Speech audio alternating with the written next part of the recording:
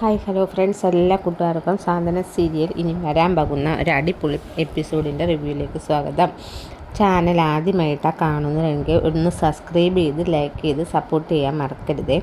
അങ്ങനെ ആരിനെയും അതുപോലെ തന്നെ നമ്മുടെ ദേവമംഗലത്തിനെയും എല്ലാവരെയും ഞെട്ടിച്ചുകൊണ്ടാണ് നമ്മുടെ മിത്ര ആ ഒരു സത്യം പറയണത്. ഈ സ്വർണം എനിക്ക് കിട്ടിയപ്പോൾ ഞാൻ അത് പണയം വെച്ചതാണ്, അതെൻ്റെ മാത്രം സ്വന്തം ഇഷ്ടപ്രകാരം ഞാൻ ചെയ്തതാണ്.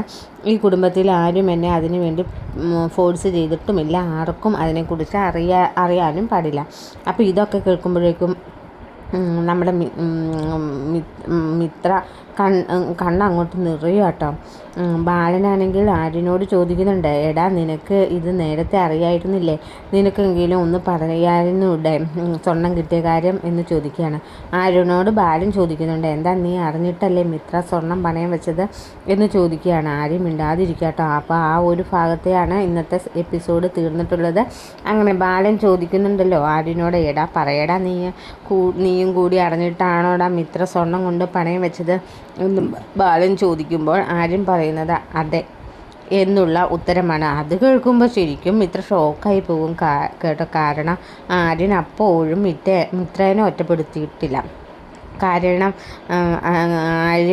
ആര്യൻ ഒറ്റ കാര്യം ആര്യൻ ഇപ്പോൾ ഇങ്ങനെ പറയുകയാണ്, ഇല്ല എല്ലാം മിത്രയുടെ ഒറ്റയ്ക്കെടുത്ത തീരുമാനമല്ല, മിത്ര സ്വയം എടുത്ത തീരുമാനമാണ് സ്വർണം പണയം വെക്കുക എന്നുള്ളത്. അത് മിത്ര സ്വയം എടുത്ത തീരുമാനമാണെന്നുണ്ടെങ്കിലും എല്ലാവരും കൂടി മിത്രനെ ഒറ്റപ്പെടുത്തിയ എന്നുള്ളത് കൊണ്ട് നമ്മുടെ ആര്യനും കൂടി ആ കുറ്റം ഏറ്റെടുക്കുക കേട്ടോ. എനിക്കറിയാം സ്വർണം പണയം വെക്കാനുള്ള കാര്യം എനിക്കറിയാമെന്നൊക്കെ പറയുകയാണ്. ഏറ്റെടുക്കുകയാണ് ചെയ്യുന്നത്. അത് ഞാനും കൂടി അറിഞ്ഞിട്ടാണ്, എനിക്കൊരു ബിസിനസ് തുടങ്ങാൻ വേണ്ടിയാണ് അവൾ ആ സ്വർണം കൊണ്ട് പണയം വെച്ചത് എന്ന് പറയാണ്. ഇത് കേൾക്കുമ്പോഴേക്കും നമ്മുടെ അച്യുതൻ ആകെ ആഘോഷിക്കുക കേട്ടോ.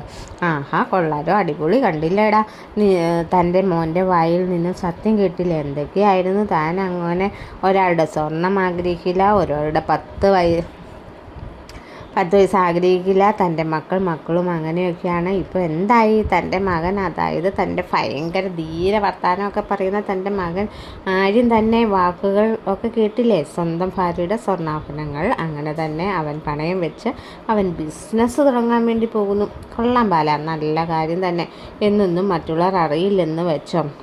ഇവിടുന്ന് ഏട്ടനും കൂടി 50 പവൻ്റെ സ്വർണ്ണമാണ് മിത്രയ്ക്ക് കൊടുത്തയച്ചത്. അതിൽ 25 പവന് ഓൾറെഡി ഇവർ നേരത്തെ തുലച്ചു. അതിനുശേഷം 25 പവൻ ആകെ ഉണ്ടായിരുന്നു.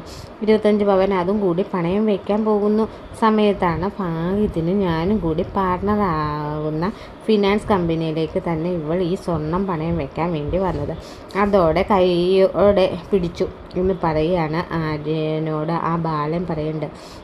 എന്തിനാടാ എന്നെ ഇങ്ങനെ നാണം കെടുത്തുന്നത്, നിനക്ക് എന്തെങ്കിലും പൈസയുടെ ആവശ്യമുണ്ടെങ്കിൽ ഞാൻ എങ്ങനെയൊക്കെ പറയുമെങ്കിലും എന്തെങ്കിലുമൊക്കെ രീതിയിൽ ഞാൻ ചെയ്തു തരുമായിരുന്നില്ലേ, എന്തിനാ മിത്രയുടെ സ്വർണ്ണം എടുത്ത് നീ ഇങ്ങനെ പണയം വെപ്പിച്ചത്, നാണക്കേട് ആയല്ലോടാ, മറ്റുള്ളവരുടെ മുമ്പിൽ നാണം കിടുന്നത് നിനക്കൊരു ഹരമാണോ എന്നൊക്കെ ചെയ്യുകട്ടോ. നമ്മുടെ ബാലൻ ആകെ വിഷമിച്ച് അകത്തേക്ക് കയറി പോവുകയാണ്. അതിനുശേഷം അച്യുതൻ പറയുന്നുണ്ട്, കണ്ടില്ലേടി ഗോമതി, നീ എന്തൊക്കെയാണ് ഇത്ര നേരം പറഞ്ഞുകൊണ്ടിരുന്നത്, നിൻ്റെ ബാലേട്ടൻ അങ്ങനെയാണ്, ബാലേട്ടൻ ഇങ്ങനെയാണ് എന്തൊക്കെ പറഞ്ഞിട്ട് ഇപ്പോൾ സമാധാനമായില്ലേ, തൃപ്തിയായില്ലേ എന്നൊക്കെ പറയുമ്പോഴേക്കും ഗോമതിക്ക് ആകെ നാണക്കേട് പോലെ ആവുകട്ടം.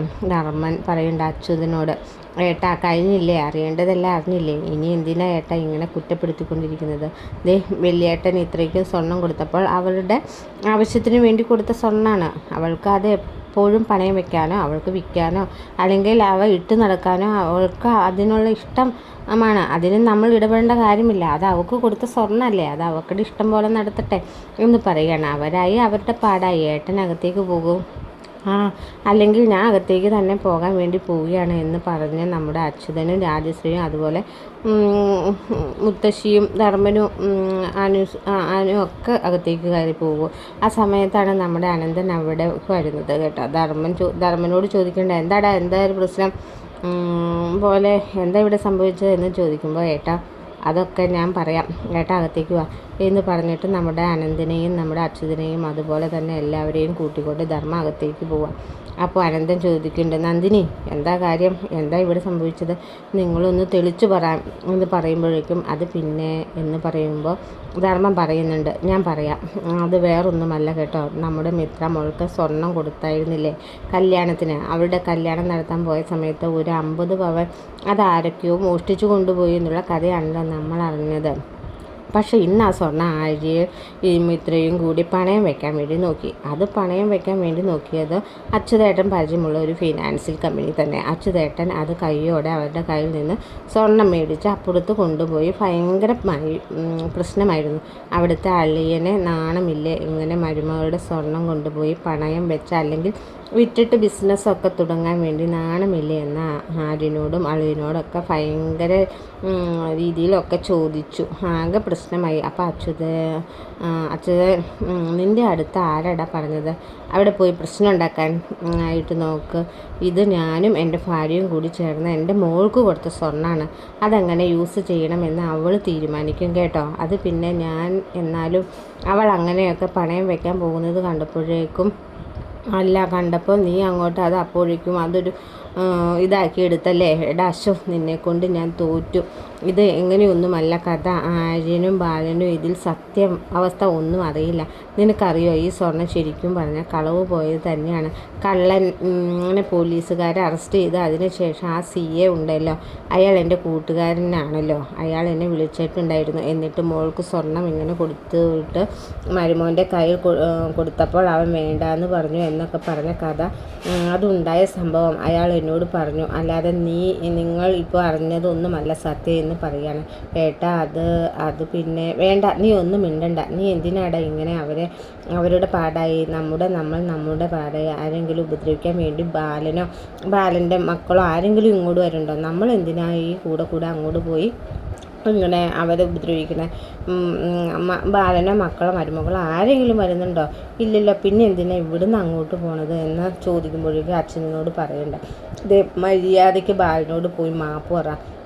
ഏട്ടൻ എന്തൊക്കെയായി പറയുന്നത്? ഞാൻ ആ ബാലൻ്റെ അടുത്ത് പോയി മാപ്പ് പറയുമൊന്നുമില്ല, ഒരിക്കലുമില്ല. ഏട്ടൻ ഒന്ന് പോയിക്കേ.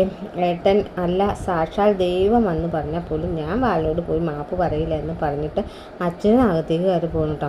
അനന്തനോട് നന്ദിനി അടുത്തേക്ക് വരുന്നുണ്ട്. അനന്തേട്ടാ പറഞ്ഞത് സത്യം തന്നെയാണോ? ആ ലേഡി, സത്യമാണ്. എനിക്ക് ഇന്നും എല്ലാം മനസ്സിലായി. സത്യം പറഞ്ഞാൽ ആര്യൻ നമ്മുടെ മോളുടെ ജീവിതം രക്ഷപ്പെടുത്തുകയാണ് ചെയ്തത്. എന്തൊക്കെയാണ് അനന്തേട്ടാ ഈ പറയണേ? എന്ത് പറയുമ്പോൾ ഞാനെല്ലാം നിന്നോട് പറയാം എന്ന് പറഞ്ഞിട്ട് നമ്മുടെ നന്ദിനിയോട് കൂട്ടിക്കൊണ്ട് റൂമിലേക്ക് പോവാട്ടോ. ശേഷം അനന്തൻ അന്നുണ്ടായ സംഭവങ്ങളൊക്കെ തുറന്നു പറയുകയാണ്. നമ്മുടെ മോളെ സ്നേഹിച്ചത് ശരിക്കും പറഞ്ഞാൽ ആര്യനെ അല്ല, വേറൊരു പയ്യനായിരുന്നു, മിഥുൻ എന്ന പേര്. നമ്മുടെ അലോകിൻ്റെ കൂടെ ഇവിടെ ഇടയ്ക്ക് കയറി വരാറുണ്ടായിരുന്നില്ലേ, അതെ ആ പയ്യൻ തന്നെ. അവനെയാണ് സ്നേഹിച്ചത്. അതിനുശേഷം അവനാണ് ഇവളെയും കൂട്ടിക്കൊണ്ട് ഗുരുവായൂരിലേക്ക് പോയത്. അവിടെ വെച്ച് ഇവളുടെ സ്വർണ്ണമായിട്ട് കടന്നു കളഞ്ഞതും ഇവൾ നാണക്കേട് കാരണം അവിടുത്തെ പുഴയിലേക്ക് കയറി ആത്മഹത്യ ചെയ്യാൻ വേണ്ടി ശ്രമിച്ച സമയത്ത് അവിടെ തൊഴാൻ വേണ്ടി വന്നതാണ് നമ്മുടെ ഗോമതിയും ആര്യനും മീനാക്ഷിയും കൂടി ചേർന്ന് അവളെ കാണുകയും വേറൊരു നന്ദ എന്ന് പറഞ്ഞ ഒരു ചെറുപ്പക്കാരൻ ഇവളെ രക്ഷപ്പെടുത്തുകയും ചെയ്തു. പിന്നീട് ഗോമതി ഇവൾക്കൊരു നല്ല ജീവിതം കിട്ടാൻ വേണ്ടിയിട്ട്, ഇവൾക്ക് ഒരു ചീത്തപ്പേരില്ലാതിരിക്കാനും വേണ്ടിയിട്ടാണ് ഗോമതി അന്ന് ആര്യനോട് ഇവളെ നിർബന്ധപൂർവം ആര്യനെ കൊണ്ട് അന്ന് കല്യാണം കഴിപ്പിച്ചത്. ആര്യനൊന്നും ഇവളെ ഇഷ്ടമല്ലായിരുന്നു, ഇവൾക്ക് വലിയ താല്പര്യമൊന്നുമില്ലായിരുന്നു. പിന്നെ ഇവളുടെ ജീവിതം, ഇവളുടെ ഒരു ഭാവിയും മുന്നിൽ കണ്ടുകൊണ്ട് മാത്രമാണ് എൻ്റെ അനിയത്തി ഗോമതി അങ്ങനെയൊക്കെ ചെയ്തത്. ശേഷം അവരും ആര്യനും അതുപോലെ തന്നെ നമ്മുടെ മോളും മിത്രയും സ്നേഹത്തോടെ ഇപ്പോൾ നടക്കാൻ വേണ്ടി തുടങ്ങി. ഇപ്പം മിത്രയുടെ ആഗ്രഹങ്ങളൊക്കെ നിറവേറ്റുന്നത് ആര്യനാണ്. അവൾക്ക് വലിയ ആഗ്രഹമായിരുന്നു പോലീസുകാരി ആവാനുള്ള ട്രെയിനിങ് ഒക്കെ കഴിഞ്ഞു. ഈ 15-ാം തീയതി അവൾക്കൊരു ടെസ്റ്റ് കൂടി ഉള്ളൂ. അതുകൂടി കഴിഞ്ഞാൽ നമ്മുടെ മോൾ SI ആണ്. നീ പറ, നമ്മൾ അത്ര നന്ദി പറഞ്ഞാലും മതിയാവില്ല ആര്യനോടും ബാലനോടും ഒക്കെ. ആ സമയത്ത് അച്യുതൻ കയറി അങ്ങനത്തെ പ്രശ്നമൊക്കെ ഉണ്ടാക്കിയത്. ഞാൻ ഒരുപാട് പ്രാവശ്യം പറഞ്ഞു ആനന്ദേട്ടാ, ഇവരോട് പ്രശ്നത്തിനൊന്നും പോകലേന്ന്. ഞാൻ പറയുന്ന ആരെങ്കിലും കേൾക്കുമോ? ഒരു വാക്കുപോലും ഇവരൊന്നും കേൾക്കില്ല. കിട്ടിയ അവസരം മുതലെടുത്തു. അച്യുതനും രാജശ്രീയും അല്ലുവും ഒക്കെ പ്രശ്നം ഉണ്ടാക്കാൻ വേണ്ടിയിട്ടാണ് നോക്കിയത്. ഇനിയിപ്പോൾ എന്താ ചെയ്യാം? നമ്മൾ എന്ന് പറഞ്ഞിട്ട് അവർ ആകെ വിഷമിച്ചിരിക്കട്ടോ. ആര്യനാണെങ്കിൽ വീട്ടിലെത്തി കയറിയ ശേഷം ബാലനാകെ വഴക്ക് പറയാട്ടോ. ഫയറിങ് ആണ്, നിനക്കൊരു നാണവുമില്ല, എന്നെ നാണം കെടുത്തി എന്നൊക്കെ പറഞ്ഞ് ഭയങ്കര പ്രശ്നമാണ്. ആര്യനൊരു കാര്യം മനസ്സ് ഉറപ്പിക്കുകയാണ്, തനിക്ക് ഒന്നും വേണ്ട, തനിക്ക് ബിസിനസ്സും വേണ്ട, കുടുംബവും വേണ്ട, ഒന്നും വേണ്ട. തന്നെ മനസ്സിലാക്കാത്ത വീട്ടുകാരെ ആദ്യം മനസ്സിലാക്കുന്നതായിട്ടുള്ളത് തൻ്റെ ഭാര്യ ആയിട്ടുള്ള മിത്രം പോലും എന്നെ മനസ്സിലാക്കിയില്ല. ഇപ്പം ഇത്രയും തന്നെ ഒറ്റപ്പെടുത്തി. ഇനി എന്തിനാ താൻ ഈ വീട്ടിൽ നിൽക്കുന്നത്? വേണ്ട, മടുത്തു എന്ന് പറഞ്ഞിട്ട് നമ്മുടെ ആര്യൻ ആ വീട് വിട്ടിറങ്ങി പോകാൻ പോകുന്ന ഭാഗമാണ് നമ്മുടെ ദേവമംഗലത്തിൽ നിന്ന് ആര്യ ഇറങ്ങി പോകുന്ന ഭാഗമാണ് നമ്മൾ അടുത്ത എപ്പിസോഡിൽ കാണാൻ വേണ്ടി പോകുന്നത് കേട്ടോ. എന്നാന്ന് വെച്ചാൽ ഭാര്യയും വീട്ടുകാരും എല്ലാവരും ഒറ്റപ്പെടുത്തുമല്ലേ, ആര്യനോടൊന്നും പറയാതെയാലോ ചെയ്തത്. അത് കാരണം ആര്യനാകെ മനം നൊന്ത് ഇറങ്ങിപ്പോകാനുള്ള തീരുമാനമാണ്. വീഡിയോ കണ്ട് ഇഷ്ടമായാൽ ലൈക്ക് ചെയ്യാനും സബ്സ്ക്രൈബ് ചെയ്യാനും മറക്കരുത്. മറ്റൊരു വീഡിയോയുമായി നാളെ കാണാം. Take care. Bye bye.